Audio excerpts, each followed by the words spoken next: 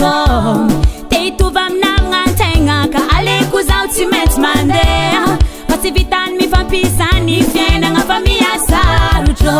zaho ela tanagny hitady zay masoa fa te ala amitsy fanagna tegna te ho lasa patron zaho agnampy anarô hamaly soa zay vitanarô zaho raha mampahory anarô tsy ataoko papa mama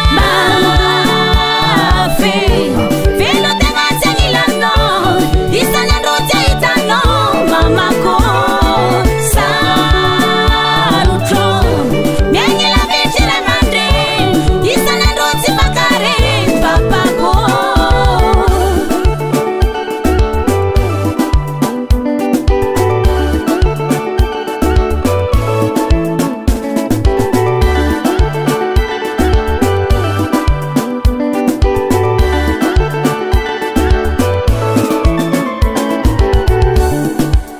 Kwambatafa anao io mama tsy avelako hijaly zaho amaly babena solo nirevitanao hatrizay nantany lavitry agny zaho mba te hagnatsara ny fari-piaignana ka ny faniriako mba tsisy eky ny raha hitarainana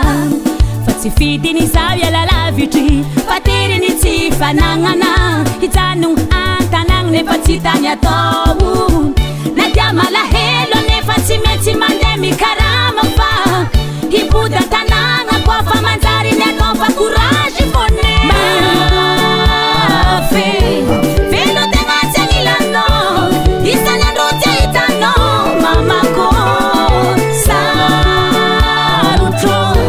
miaigny lavitry ray aman-dreny isany andro tsy fakareny papako courage anarô havagna jiaby an-tanagny fa zaho mbalo hoavy